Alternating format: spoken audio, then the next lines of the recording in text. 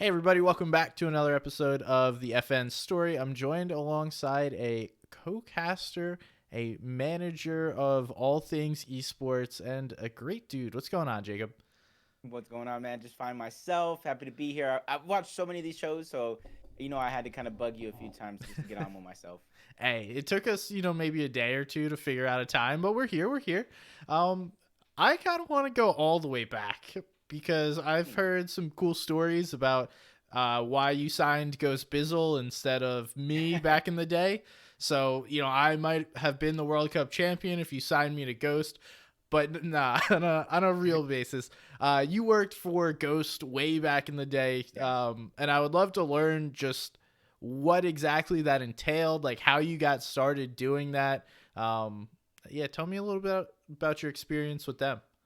All right. Coming to just take a step back from that, where I got noticed from them was I used to play Gears of War competitively. Some people might know that game. The newer generation might not know that game, but it was kind of like a niche game. It had its own market. Just ended this year, sadly enough. But I was a professional player. Was never one of the best, but I was definitely one of those guys that kind of played with a friend group rather than just playing with the best players and just team hopping. I just played with my friends, and we wanted to prove like, hey, friendship is something that is not something that's noticed a lot in video games, and we're not going to team hop, we're not going to do anything. So it's like the same core people for a bunch of years, but then eventually, push came to shove, I had to kind of call it quits. um Family got sick and I had to kind of get a job, so I wasn't able to dedicate the time to practice, and I played one event with no practice, and not practicing and then trying to perform is just not fun. So that's where I kind of first took my step back from playing the games myself. I became a coach, and I took a team of players that weren't necessarily known for being superstar team, more so individuals. And we, ended up getting third consistently. We ended up achieving second. But from there, we became known as kind of like the bad boys. And then that team is the one that eventually got signed by Ghost Gaming. Nice. As a team organization that was kind of newly being built. Nobody knew anything about them at the time. It was just a hashtag. It was hashtag Ghost Gaming, not even a Twitter at nothing. They did have a lot of financial backing, but they were kind of wanting to just get a team up and running, and kind of start performing before anything else. Um, Essentially, it ended up working out because we got third that event, like I said, and then kind of making a big splash. From there, I ended up coaching the team. That's when I got my a year later, I should say, I got my first offer to cast the same game, Gears Nice. of War. And that's when I kind of had to make that decision. And do I want to keep coaching and being a part of Ghost, or do I want to take this new journey to cast? Because I've always loved to entertain. I've always loved to speak. As you can tell, like I'm a class clown type of guy. I make a lot of corny jokes. I make a lot of references and phrases that some people may or may not have noticed throughout, FNCS and different broadcasts that I've been on. But Ghost actually liked what I was able to do. They liked that I was actually going to be a caster and stuff, so they just moved me into a manager role. Slowly but surely, I moved up. But then, as I kind of went from just managing one Gears of War team, they kind of saw the potential, and then that's when Fortnite kind of came in. Big splash, everybody loved it, and it was myself and Robbie Mead, aka Skull. Some people might know him, but he's like a huge person that I kind of trust in, and him along with Rob Stamey, who also works with G2 currently. We were kind of like that trio group. We would bounce ideas off our head. We would pass players around, like, what do you think of so and so, so and so? So we kind of like brought Bizzle's name in, and it was that Fable roster. It was Bizzle, Demo, Enzo, young kid. I still love that guy. And then Zamas. A lot of people might not even remember Zamas because he disappeared shortly after.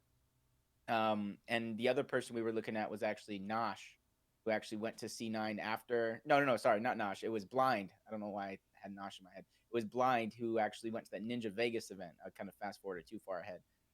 And it was basically, do we sign Bizzle? Do we sign Blind, who actually saw perform live at an event? We decided to go with Bizzle and the crew. The rest is history. That was a good And that's choice. actually, yeah, it's definitely a perfect choice. And from there, that's when I think I kind of got the notice of being more than just a gamer, more than just the guy that used to play Gears of War, coach a team, and to kind of manage. So you said a lot there. All right, we got a lot to unpack. First of I'm a all, talker. um, so playing Gears, how long were you considered, like, where would you put yourself as a Gears player? And how long did you play for? See, it depends on which version of me that you ask, right? If you ask the Gears player me, bro, I was the best. I was the guy. I was entertaining. Like, not that it's necessarily condoned now, but I would kind of get rough, do the long executions on purpose just to get in the other player's head, do some foolish trash talk, not too much profanity, but the childish meme style trash talk. Um, but from there, it's just like the other version of me. Sorry, I kind of brain farted right there. The other version of me, the realistic version, I would say I was kind of above average. Not necessarily that top player on that top team, but like I said, my goal in the game was to achieve some great things, and in person, in general, my goal is to achieve great things by being my genuine self. I'm not going to talk to you, team with you, just for the sole purpose of getting something out of you, because that's just not who I am. Nice. I can respect that and definitely feel like between our interactions in the past, you genuinely seem like that dude. So that was your first stop, and that was what, probably 2010, So 12? I started I started playing in 2007. Didn't really get to travel. 2009 I got to travel, and then I stopped playing. I think you're right, like 2012, 2013, somewhere around there. Okay. Kind of where I stopped playing. Yeah, I enjoyed Gears. I was never good at that. I was always a Halo and COD guy. So like Gears was the third one in that mix up of playing. So I respect it. It's definitely a very different game. And Yeah. um, one thing you mentioned is Gears shut down. It was announced this summer that their whole esports scene was basically over and done with. As a former, like, I don't know much about Gears and Gears esports, but like, do you know why and like how that all came Um, to be, or even just I speculation? to me it's like kind of speculation because obviously the logistics around it wasn't necessarily there. I think just what got the game popular, and then what you know how gaming kind of took a turn at a certain year. Like obviously the franchise first came out in 2006. Mm-hmm. Video gaming wasn't really popular. There wasn't massive esports. There wasn't this big amount of money and notoriety around what the scene is, gaming and entertainment. And so what people fell in love with versus what the mainstream media started kind of playing the game, I think were kind of like two totally different things.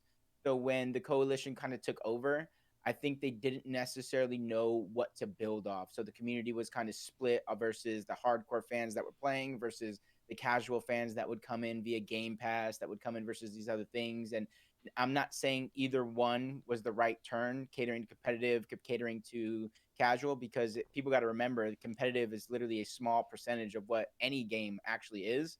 So I'm not going to say what the right move is the wrong move, but it just essentially, I think it just kind of two different turns, creating two different games within one, split the communities, not really knowing what to do. And then obviously, in turn, the game itself is niche. So making a niche game even more niche, I think kind of just hurt it a lot to where it just doesn't make fundamental sense to keep pouring millions of dollars into an esport market that isn't necessarily returning that investment. That makes sense. And what you said there was kind of wild, not in the sense of like the context, but like if I didn't hear that you were talking about Gears, I could have sworn that same dialogue could be thrown at Fortnite. Like that It definitely same can. exact thing. Because the same thing about Fortnite, and I realized this early, like being the guy that I'm passionate, being competing, esports and stuff. Like obviously, I want to tell Fortnite, team up with orgs, team up with the TSMs, the optics, the XSets, the ghosts, team up with those people because there is a massive amount of money.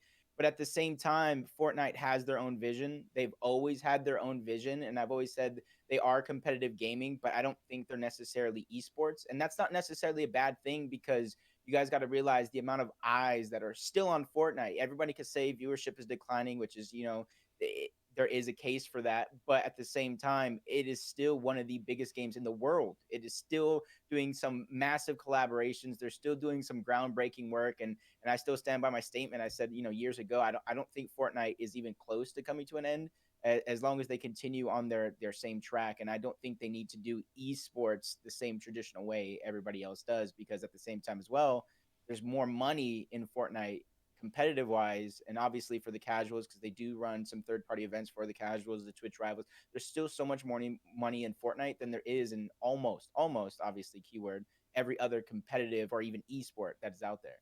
Yeah, that's definitely true. And I think for the longest time, everyone was trying to make Fortnite an esport. And by now, it's obvious that this is nothing like any other competitive game. And if you try to jam Fortnite into like it's putting a square peg into a round hole, it's not Exactly. gonna work. And what they've done, it's been super successful. Although, obviously now there's been a lot of talk about what could or could not have been done over the past little while, but I mean, that's neither here nor there. I have my own opinions. I'm sure you do as well, but we don't make the decisions, so they're just Exactly. opinions in that case. Um, but that's interesting to see that there's parallels, and I'm sure there's other games Yeah. that, I mean, even Call of Duty. Look at people are complaining that there's skill based matchmaking in Call of Duty because they don't want to play against people that are equal or slightly around their skill level. They just want to pub stomp people. Yeah. And in a sense, that's like catering to the casual fan base versus just going towards that hardcore competitive community. And, you know, that's probably a common theme in esports. It's that we need a lot of people to play these games and then try and turn them into fans of the competitive side. And then also vice versa of like we have competitive fans, but we also need them to play the game.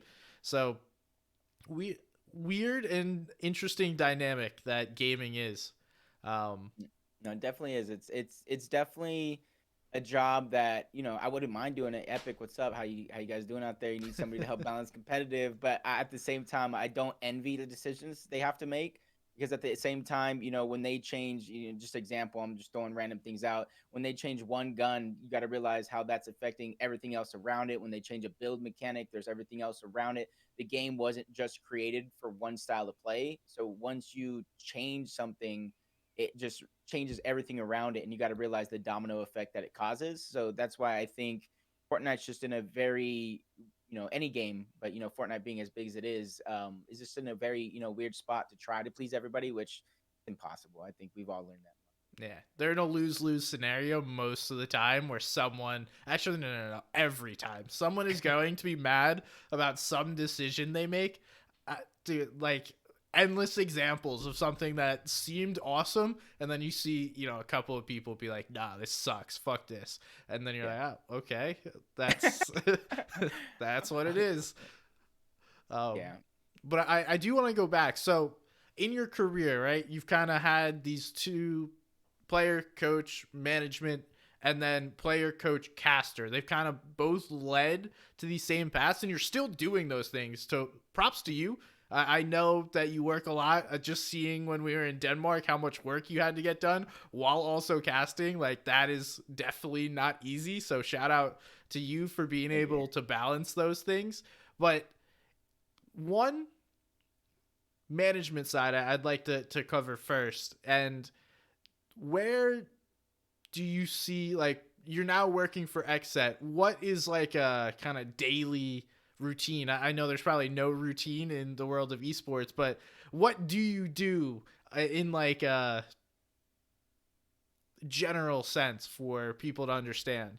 All right, so obviously I'm not like a CEO or executive of the company, but I help with like all types of operations from general to esports operations. I help make sure that when a talent comes in, that we gather all the information from jersey sizing, everything like that, so that way we can send out some sort of welcome package when they have events. They get the right jerseys, the sizing, making sure that they can get paid on time with their I'm a banking large, by the information way. and stuff like that. I can definitely try to get you set something out. Maybe we can maybe I can get you something after this recording. Awesome. But literally, I don't want to say I do everything because obviously there's a huge team around any organization, but I have my hands in everything.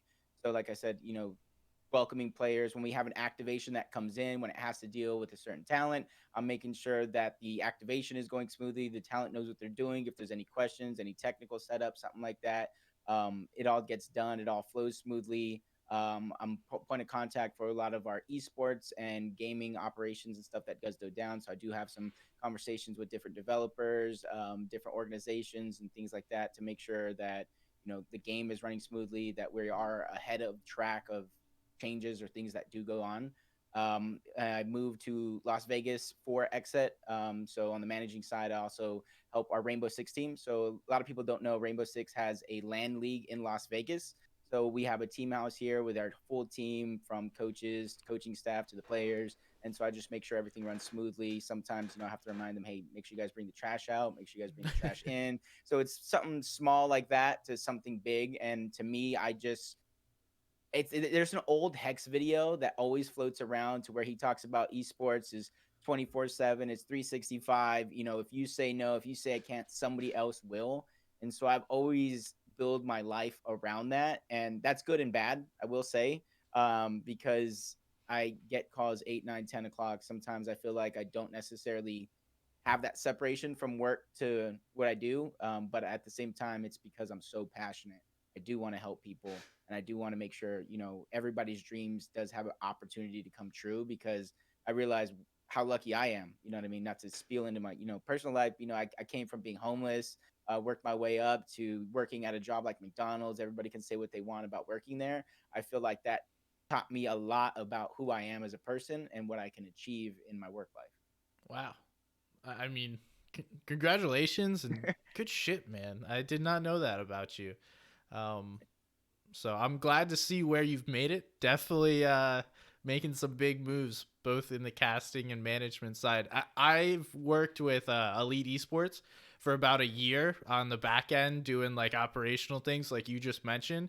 And I don't think people realize how many pieces, just even like doing one thing of content takes, and how many moving parts there are. Yeah. So I can only imagine managing a team, managing content creators, like that welcome package.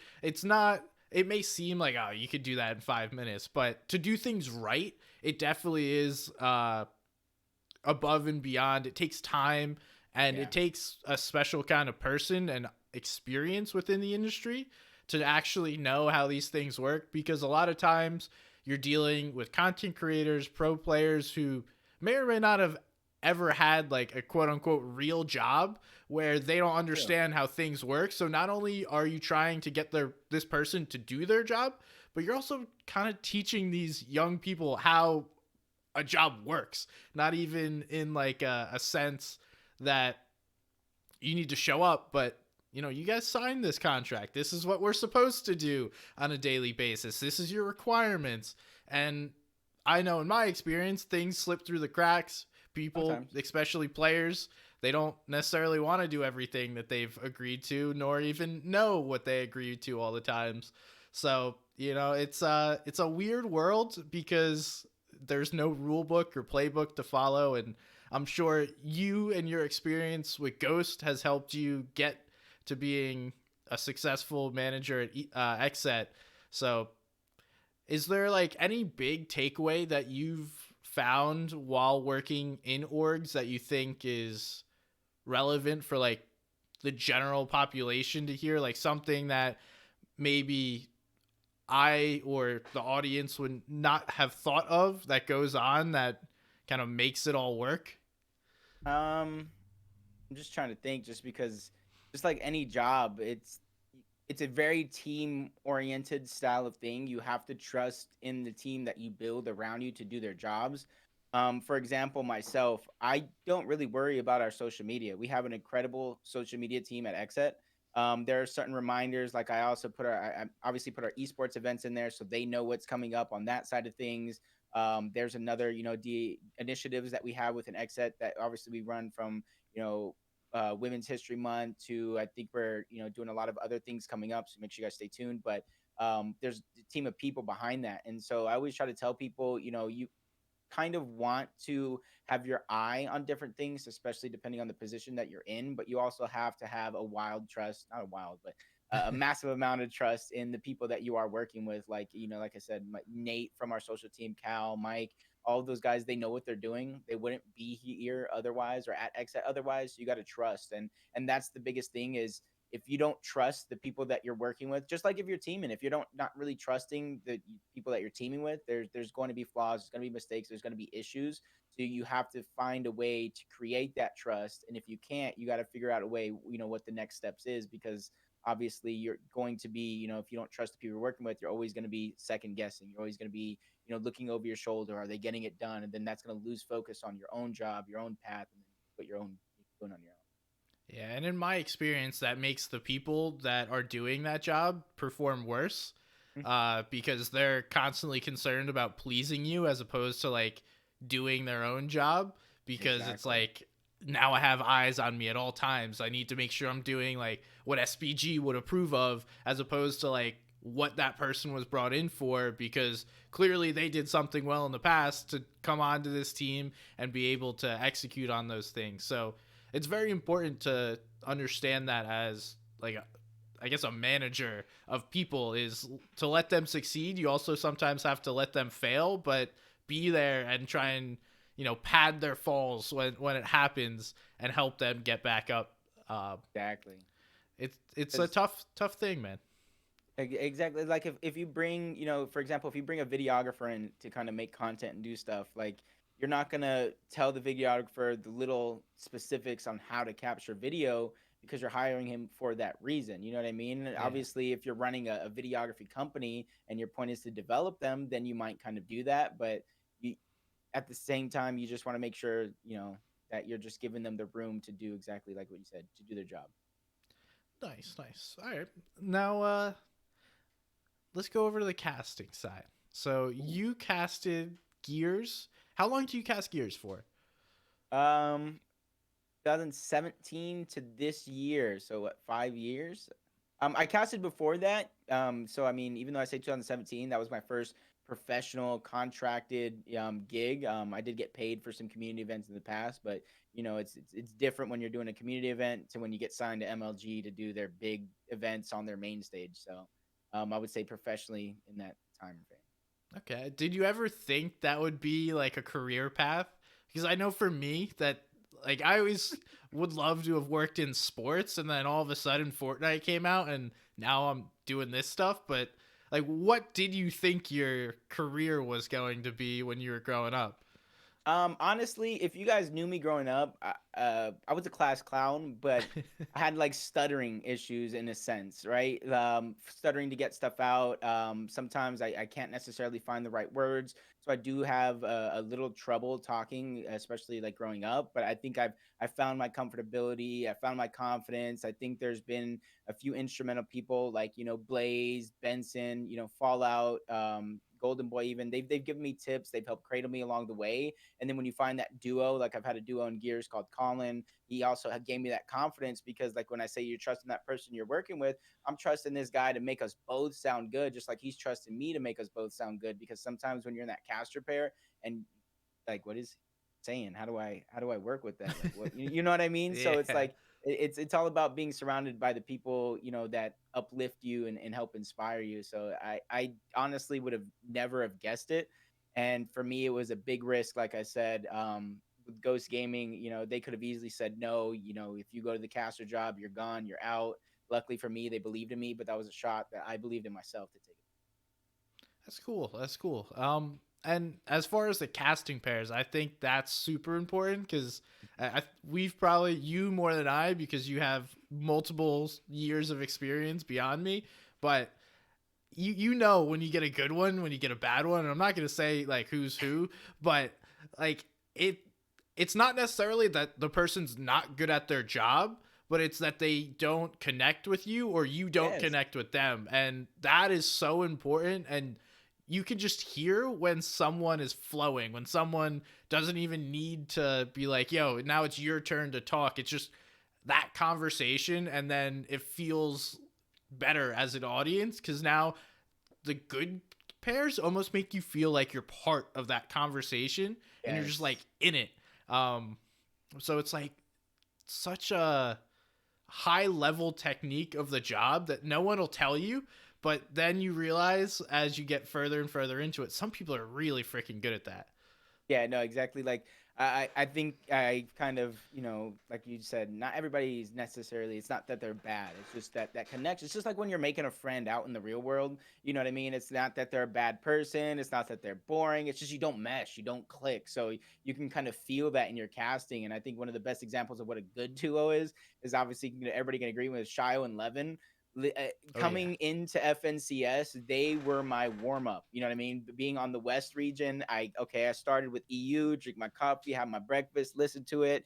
East, I'm getting ready, I'm getting dressed, I'm taking a shower, listening to a Monster and Sundown at the time. Again, then by the time I'm ready, I'm warmed up, I'm ready to go. First season, I went through Takata, Panda, and Clay, and Sundown was in the second season. So I kind of, like you said, had different caster pairs.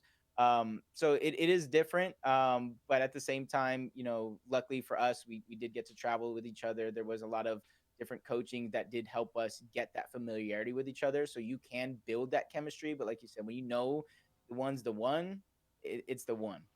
Yeah. And it's sometimes like if I'm making a cooking or like an NFL reference and this person hasn't made a meal before, hasn't watched a game of football, then that just goes by the wayside. But someone that's there to compliment it can dunk that, slam it home, and then it's like, oh hell yeah, love that. And I need to get Panda watching a little more NFL football. That would really bring it home. Oh He yeah. he seems to When be you the one that I've meshed with the most. Maybe because we live fairly close and I'm helping him move tomorrow, but that's besides the point. Is there Oh man, you anyone? guys are gonna have fun. Oh, moving sucks. It's not going to be fun. But is there anyone that you feel over your career that you've been like a perfect pair with? And then also on top of that, is there anyone, whether it be in traditional sports or esports, that you've looked up to as someone, not that you've modeled your casting after, but that you've seen as like a role model? So when it comes to like perfect pairs, I would think I flowed well with like three different people in my Gears of War career throughout like 5 years. One of them is obviously like Fallout, but like I teamed with Fallout when I was competing in Gears, so we had that chemistry before casting. We could, with Gears of War, but like I said, before all the money, sharing hotel rooms, four or five people deep. Me and Fallout, having to sleep next to each other, split the bed. And then doing it within different games, not just Fortnite. We did Apex. We did something with Alienware that combined 6 different games in one. So to me, that was just kind of like natural buildup over time. It was never necessarily perfect from the start, but it's something that we found our flow. And then a lot of people don't know, sometimes in person and then even online when you're talking to somebody, casters develop those hand signals with one another that creates an even better flow with one another to know when somebody's going to stop, when somebody keeps going. Like, if I want to take a drink of water, I'll let you know, like, keep going, because you don't want that dead time. So that worked perfectly. And then obviously the OG guy that got me into it was Blaze, who's obviously doing some great things right now. Just signed to a talent agency. The guy's doing stuff with some League of Legends, Halo. And that's just valuable experience because he's actually the first guy. I talked about those community events. He's the one that gave me the chance to even cast a scrim, to even get a chance for those community events. And obviously, over time, again, the guy that brings you in, you create that natural chemistry. He was also a teammate. He was a part of my friend group called, Funky Bunch / Love Octagon. It's an OG name. Like 5 people will know about it. But and then after that, it's gonna be Colin. Colin's actually one of the great guys. He's just a man with words. Not many people might have had a chance to listen to him commentate, but if you guys do get a chance to listen to him commentate, you guys are gonna realize he can just throw something out of thin air, a reference of some sort of metaphor, and it will work 9.9 times out of 10. That guy is just talented, and he deserves a shot as well. Hey, that's cool, man. I always like to hear the one how people kind of get into this, because even with my own career, it feels like people helped me along the way, and I wouldn't be here if it weren't for those people.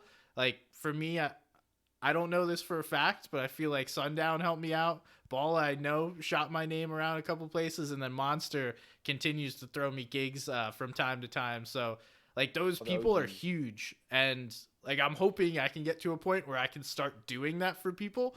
Unfortunately, I'm not there yet, but one day that's the goal, and then Exactly, uh, same here.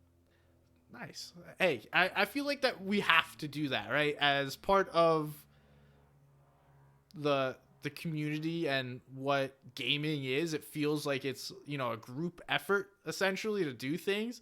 And if I wasn't helped along the way, I wouldn't be here. So it feels like it's my duty that I need to do that as much as I can when I can. um so just trying to help people, and it may be throwing someone a gig, or it may simply be like, yo, you're saying this a lot, stop doing that, or like focus more on specific elements of casting, and then you see evolutions in people. So it's interesting. But I do want to go back. Do you have a role model as like a commentator? Um, I think it's kind of changed over time. Like I mentioned, somebody Benson. A lot of people remember him from CDL.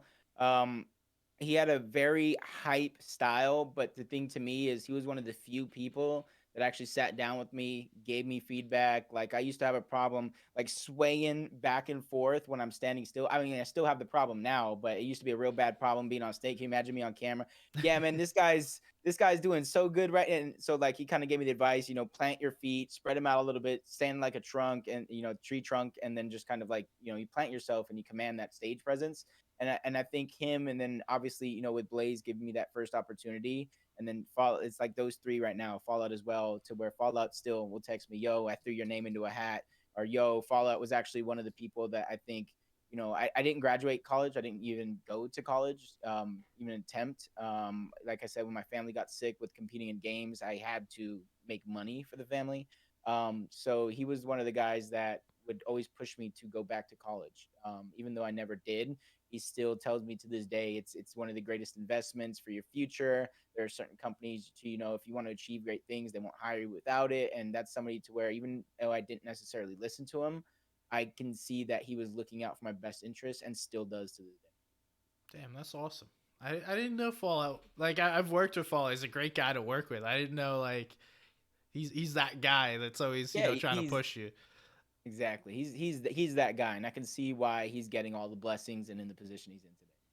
That's cool, man. And so now you've kind of shifted over to Fortnite. So that was like Gears section of Jacob PR.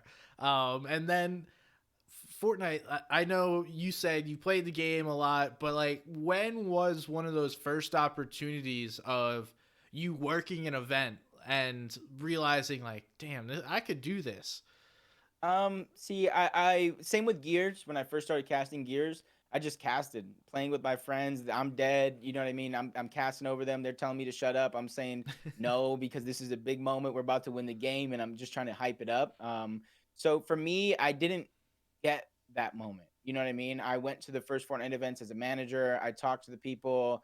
I tried to figure it out. They were telling me just kind of do it, and so I was doing it. But you know what I mean? I wasn't getting opportunities. So what I did is I created my own opportunity. I worked with the college, the University of Louisiana Monroe. We worked with their athletic system, and I put on an event for them. I did the production. I brought my co-caster Colin out. I was able to get him paid. So I created my own opportunity to kind of get my first reps. And then from there, I think kind of knowing a few people throughout the industry, letting them know how passionate I was about Fortnite.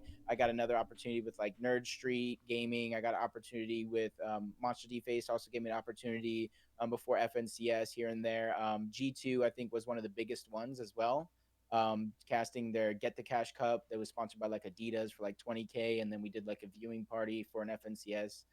So I didn't necessarily get that opportunity. I made my own opportunities. And that's, I think, a lesson that everybody can kind of learn in life in general. You know what I mean? You're not always going to be given an opportunity. And even in competing, somebody isn't just going to pick you up. You got to create your own opportunities, create your own moments, create your own destiny, essentially. Yeah, respect to that. I feel that. I used to just sit there and do viewing parties and cast end games by myself, which I know you've been doing again recently Yep, for that the was fun. divisional cup. So the grind does not stop for Jacob, continuing to go. Respect, man. Now creating opportunities as far as putting on that event. Have you is that something you want to do more of, like create productions and do things like that? Because that's a whole nother side of this that is different than the management you talked about or even the casting, because even as a caster, like you have a very small role in an entire production of a tournament. I want to do everything. Like I know that sounds stupid. I want to do everything. Like I said, I produce my own event.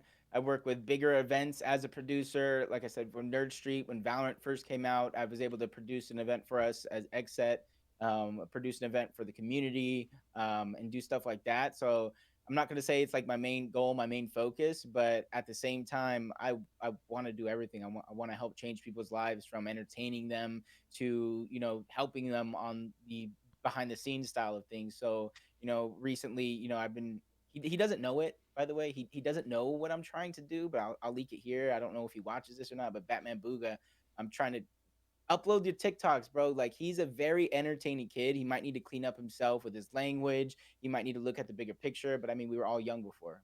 You're in that moment. You're in that. So I'm trying to push not just him, but a lot of these different individuals to just do more, achieve greater things, learn things at a young age, and just kind of unlock their potential as early as possible. Yeah, that's a tough thing to do because I remember just speaking for myself as a young kid, I would have told you to fuck off.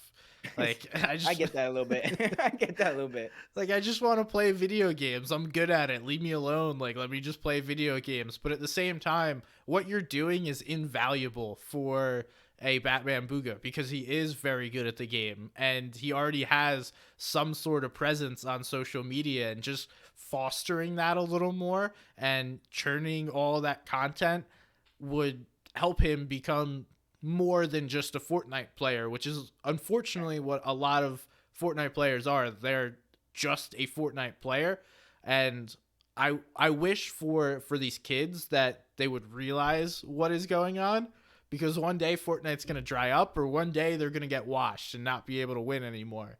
So what Exactly. are you going to be able to do when that's over? And it really depends on what they're able to do in the moment when all eyes are on them. So shout out to you for doing that. Is there any like more advice that you would give to a general Fortnite player that you think would be helpful to them in their career? Two things. Two things. First one is surround you. You have to surround yourself by like-minded people that want to grow, that want to grind, and want to succeed. A lot of people use the term like, "Hey, I'm grinding," and they're just playing Fortnite. And it's like, okay, you're not grinding; you're playing Fortnite. There's a huge difference of what people can actually be achieving. Even in scrims, these guys aren't necessarily grinding if they don't have the right focus and plan and stuff going forward. Because then you're just playing scrims, you're just playing Fortnite in a different way.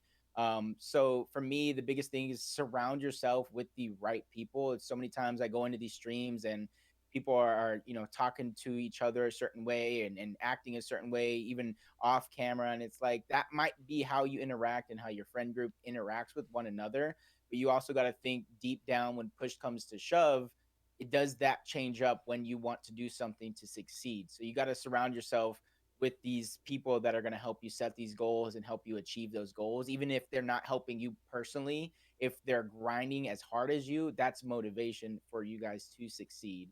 And then kind of the second thing, I would tell a lot of these people is just use me as an example, man. I feel like I wasted a lot of my time in the esports scene, not growing myself and not doing the right things for myself. I've had all the greatest advice to all these people, from streaming to making content, from even contracts to things to look out for, incentives, milestones.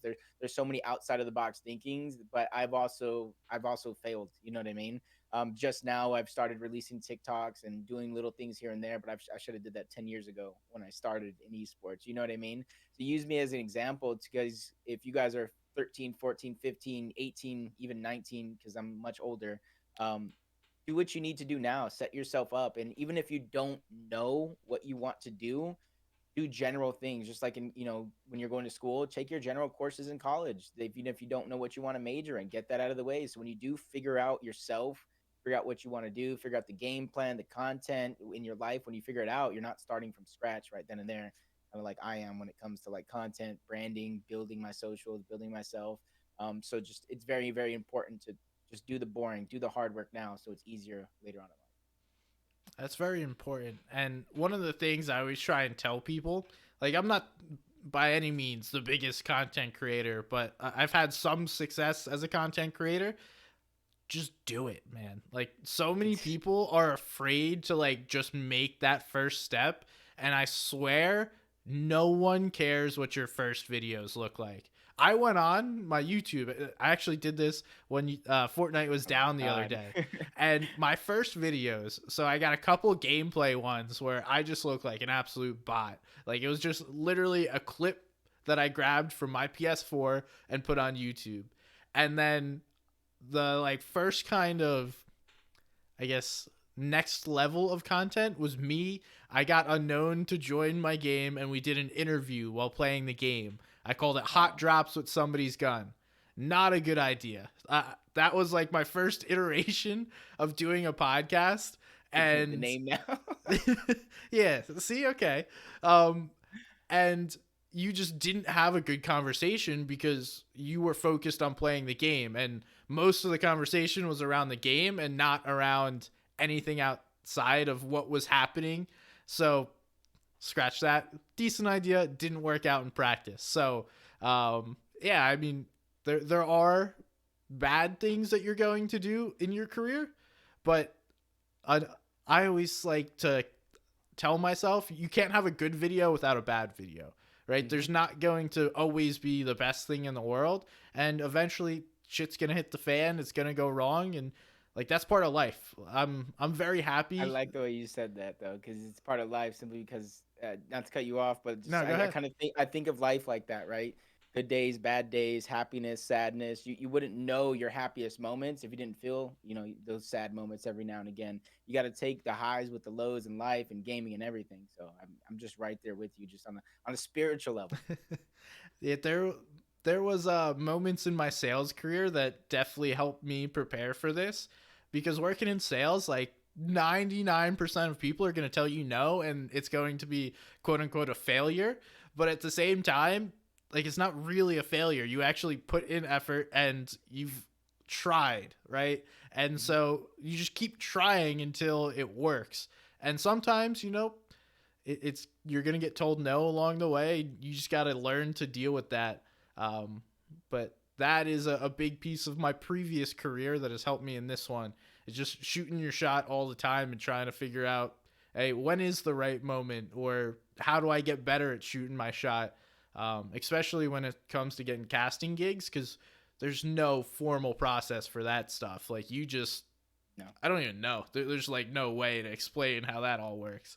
It's like darts at a dartboard. It's like, all right, come on, let's land this one, and you just gotta wait and just kind of see what happens there at the end of the day. So I'm right there with you. Just it's very important that people do get in a habit of trying. Right, a failure is only really a failure if you don't get back up and try again. All right, you know what I mean. You tried to ride a bike, you fell off. All right, what'd you do? Did you just never ride a bike again? No, you got back up, you tried again. As a baby, you're walking, you stumbled, you fall. What'd you do? Just lay on the ground, never move again? No, you got back up, you tried again. Even though, I mean, it was comfortable on the ground. No, all jokes aside, but you just have to have effort, right? And that's why I think it's very, very important to go back to what I said earlier about surrounding yourself with the right people, because they're also going to give you a round of applause, man. At least you tried. They're going to give you feedback. They're going to help you grow. They're going to help you learn. You just got to make sure that those people have very, very similar goals. They don't have to be exact. You guys don't all have to achieve 100K on TikTok, 1,000 subscribers tomorrow. You know what I mean? But you have to have the same goals in order to, in terms of working, in terms of building yourself. And some of the most valuable friends are the ones that'll tell you when something's terrible and give you honest feedback about stuff, even sometimes when you don't ask for it. Because a lot of people, it's very easy to be like, yeah, you did great, and just leave it at that. But, you got to Yeah. understand, one, how to give that like valuable feedback without sounding like a dick, because it's very easy just to like, yo, Jacob, you sucked there, like that was not good, let's not do that again. But there's also a way to be like, you did this, maybe try doing something else. Like there's a way to properly provide that, and understanding to have those people in your life, and then also try and be that person for your friends is key as well. Yeah, because I can tell everybody now one of the biggest feedbacks that I kind of see receive, and you guys might go back and watch it on camera, is like the confidence thing. And so I'm in the same boat of a lot of players, man. I struggle with confidence too. I mean, I think a lot of us out there might struggle with confidence, but I think I am building my confidence now. Like I said, I wasted 10 years of my life in esports. I could have done this 10 years ago, and that's why I always urge kids now, do it now. Like same thing you said. Go watch my old YouTube videos. You can see a green screen here, right? Because I'm trying to do something for the viewing parties and stuff. But I had a sheet from Walmart. You know, you can buy those fabrics. I have a sheet Yeah. from Walmart. Had my shoes in the background, kind of like trying to display them and stuff. It looked like the most budget thing you will ever see in the world. But to me, I tried. I tried, right? I let that kind of discourage me, and I really regret those moments discouraging me. But guess what? I tried to do something. You know what I mean? I learned a lot, and now that I'm picking it back up, I'm picking it where I left off. I'm not necessarily starting from scratch. And a great example I think of that is like a stable Ronaldo. Like Ronaldo created a brand off of having a shitty mic. And he went and got a better mic and everyone was like, "No, what the hell are you doing? Go back to that headset mic because we can actually understand what you're saying and your mic doesn't peak all the time." So it's not even necessary to have like the best everything in the world, because if you know you're good at what you do, people will appreciate that regardless of whether or not you sound perfect on a microphone. No, I agree with you because everybody starts from somewhere. Everybody starts at a different spot, and everybody reaches the finish line at a different time. So everybody has to be sure to not necessarily compare yourself with others. It's in the sense of success, I should say. It's very very important to have that level of comparison to kind of learn, like I said, from other people. It's like, oh, where am I at? What where are they at? How is it working for them? How is it working for me? But it's not. It's never will be one for one in most cases. So you need to have the awareness to kind of look without, but you also need to realize your path and journey is not going to be the same. And the best thing I can say is like look at some of the kids in Fortnite, right? You've had some of those people that had very much success very, very early on that aren't necessarily find that success now. But you also have those people that didn't find success early on, but they're finding that success now. You know what I mean? Yeah. Everybody can have their different speculations as to why, but I think everybody just has a different path and is going to achieve success as long as they stay passionate and on their goal. All right. We went on a very preachy tangent there. I like it though. I think it's Like valuable. I talk a lot. Nah, you're good, man. I think it's valuable as two of us as like older quote unquote people in the scene is to share some of those insights and experience, and hopefully some people listen and help somebody. But let's go back now to talk about Fortnite and the future. We have a ton, like a ton of things coming up. One is the biggest event since the World Cup in the Invitational. Week after that, we have DreamHack Atlanta, which just got announced for Ooh, $100,000. that one's good. Then we have DreamHack Sweden or DreamHack Winter, which is another $100,000 solo tournament for Fortnite. So there's a lot going on, and I would just love some raw. What is going on? Like, how do you feel about all this? Like, what do you think? Ooh, I love it. First, let me just say I absolutely love it. But I bring myself back to I still to this day don't know where I read this, right? I don't know where I read this line that I'm about to say, but I know I remember reading a long time ago when COVID kind of started and everything was kind of getting shut down that Epic was waiting till fourth quarter 2022 to run lands, right? Guess what it is? Fourth quarter 2022, they announced the invitational. And I think this is a huge kind of test for Epic on so many different levels. You know, are lands worth it? Can we provide a safe land? Can we provide so many different things? Is it valuable? Is it XYZ? Can we do this again? Right. So I think that they started off perfect, and I think that's the reason why. I mean, they kind of stated it by their focus is on the invitational. To there is no FNCS, and people can, like I said, they're going to complain about it, right? And if they're looking at the small picture, they have all the right to kind of complain about it. You know what I mean? Their FNCS was taken away, whatever you want to complain about. But it's for the big picture is we're having lands. Where Epic is trying to put their effort into the land so that way we can have more lands. And a lot of people got to realize like DreamHack wouldn't happen if they didn't have Fortnite's permission. You know what I mean? Yeah. So more lands mean things are moving in a progressive way. And some people, I saw some comments about them happening, one after another after another. Okay, it is to me a little too soon after the invitational, but at the same time, it's an open land. X amount of people get to go to the invitational. Everybody has a chance to go to the land, right? And then you got to think Atlanta and Sweden, those are two different regions. So you got to view them as regional lands, right? And even though it is open, the people from EU can come over here, we can go over there. You got to think of it as a regional land, which is why they're so close together because DreamHack hosts many games, not just Fortnite. So I think this is a huge success and it's a huge step forward. And even though it is only $100,000 from DreamHack, you guys got to realize this is just a small step forward for what I think is going to be massive plans for 2023. Because I personally, from being a part of different companies, from producing, from being a player to where I am now, I just don't see the logic of Epic putting $1 million tournament. You guys got to realize the production costs that go behind $1 million tournament if there wasn't greater plans for 2023 and the future. Because you got to remember what I said is I don't think esports are sorry, I don't think Fortnite's going away anytime soon. Yeah, and there's a lot that goes on, and I think one of the favorite things that you just said that I took away was you have to think of them as regional events. Even though there's going to be people online that are like, wow, Bugha didn't go to the Invitational, Atlanta, and Sweden, but like he doesn't necessarily have to. And there are going to be people that have those takes of like, you're a pro Fortnite player, you have to go to every single one of these events. But at the same time, not really. Like, to think of the logistics, I was just talking to Panda about this yesterday. Say you don't live in North Carolina, you have to fly to North Carolina, fly home, get your PC, and then either drive to Atlanta or ship or fly with your PC to Atlanta. Then you would have to fly home, then do the same thing flying your PC or renting one in Sweden. It can be done. Yes, it can be done. But at the same time, it is 100% not necessary. And until you said that, I don't know. I probably would have been one of those people of like, damn, all Fortnite players should go to all these events. Otherwise, you're wasting an opportunity. But if you're in NA, yes, you should go to the Atlanta one. Yeah. If you're in Europe, yes, you should go to Sweden.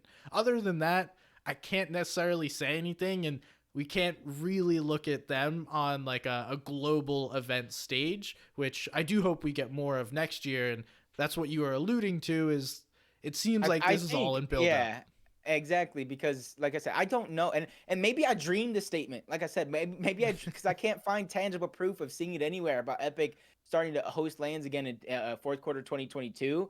But if that statement is correct that I read a long time ago, then it makes sense that it's just you got to relearn to walk. Just like if I'm not saying any accident happened, but if you get into an accident, you know what I mean, you got to relearn, you got to go through physical therapy, you got to take your time before you can run and end up where you were at before, where we were at the World Cup stage. So I think it's very, very important that everybody in Fortnite, from competitive to casual, if you like Fortnite, if you have a passion for Fortnite, even just a little bit, that you figure out a way to progress the game, because all that's going to do is progress your own opportunities.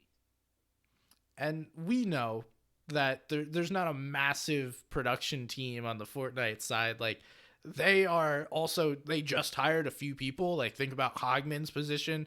There is a couple other hires on like the esport competitive side this year. So to throw them into like, hey, what's up? We just hired you. You may or may not have ever done anything like this before. We're going to host $100 million World Cup. And then, you're responsible for $5-10 million tournaments. It's like, what? That makes no sense. So like, to do something like this and build up, and then to work with DreamHack, because they've had that relationship for the past 3 years of being pretty much the premier like third party tournament organizer in Fortnite. And seeing them host, now this is the fourth LAN event this year, because we had Sweden already, we had Dallas, and now two more to come in November. It'll be interesting. I can't wait to see it, and I'm super excited for what next year holds. I know sometimes it may seem like gloom and doom on Twitter while everyone's like, Fortnite's dying, Fortnite content's dying, and then you realize the community is going to come together at these events. People are going to watch this, and it's only going to build closer friendships, community, and hopefully fandom as all this takes place. Yeah, and I think everybody still has to do their part though, and that doesn't exclude, Fortnite themselves necessarily. You know what I mean? They still have to give everybody a reason to play. They still have to give everybody a reason to be excited, and not only on the competitive level, because like I said, that's just a small percentage, a minute amount of the people that actually play the game. I know Clicks does have a ton of viewers and stuff like that, but I can guarantee you those guys aren't necessarily full on competitive, and they're not necessarily there for competitive gaming. They're there for the entertainment that Clicks does provide. And a lot of these people got to realize, even Clicks started from scratch. You know what I mean? He's achieved some great things, and you got to give him the props and the respect that he deserves. But who's to say that couldn't be, Batman Booga? Who's to say that couldn't be the next up and coming player if they just tried? And that's one thing I'll always keep praying. Just try. Just try. You never know what can happen, because I've had my life changed by video games and esports in ways that I would have never imagined. And just a funny story, just a quick funny story, real quick. And I think this will be great. In 2019, right, I was managing Ghost Gaming. Snood had his spot in Twitch Rivals. He got sick. He was so sad, and he let us know he couldn't go. And I just tell him, like, I honestly don't care if you can't go, as long as you are getting better. Worry about your health. Worry about yourself first, because Fortnite and video games will be here.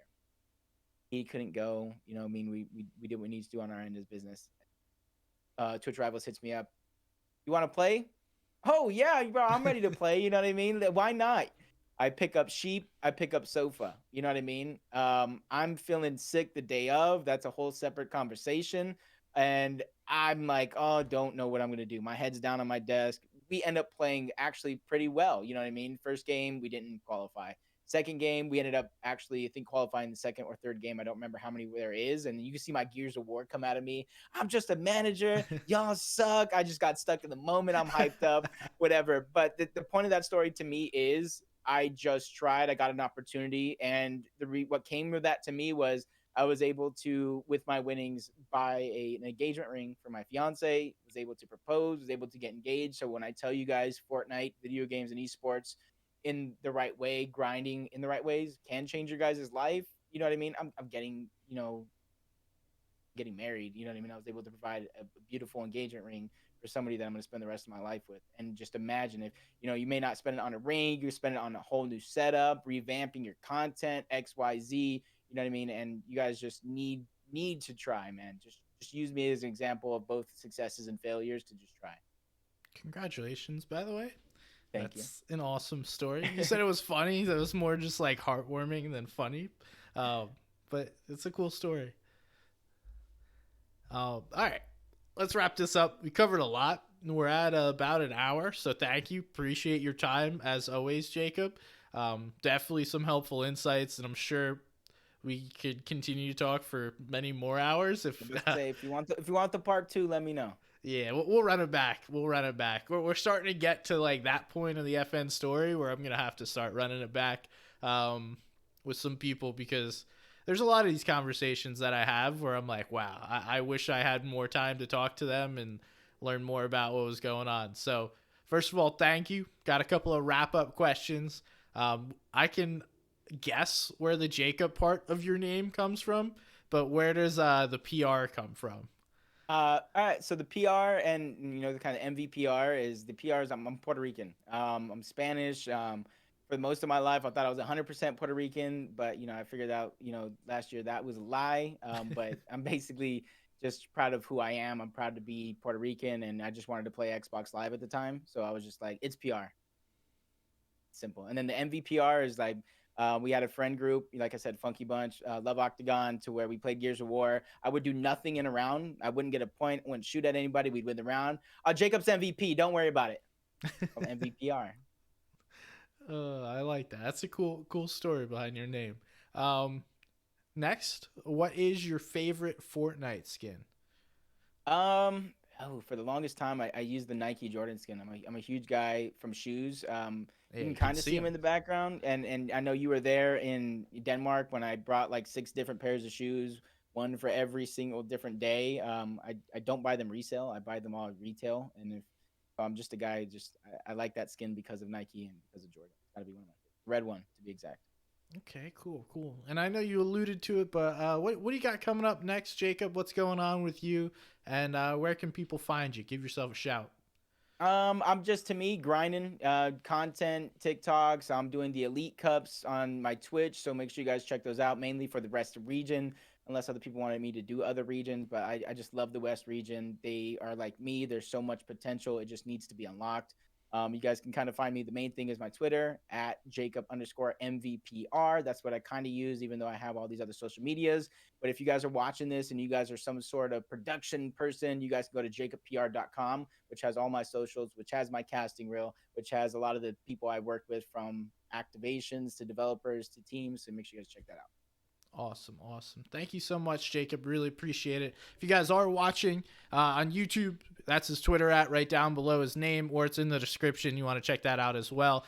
You'll be able to find the rest of his socials from there. But thank you so much, man. Really appreciate you joining me. Thank you for having me. And thank you guys for listening at home. It's always a pleasure to chat with people, but I always appreciate all the people that get to this point in the episode. So thank you guys. If you have any complaints, comments, concerns, want to tell me I'm awesome, go ahead, shoot me a DM on Twitter at somebody's gun. Thank you guys so much. Really appreciate it. We'll see you next time. Peace.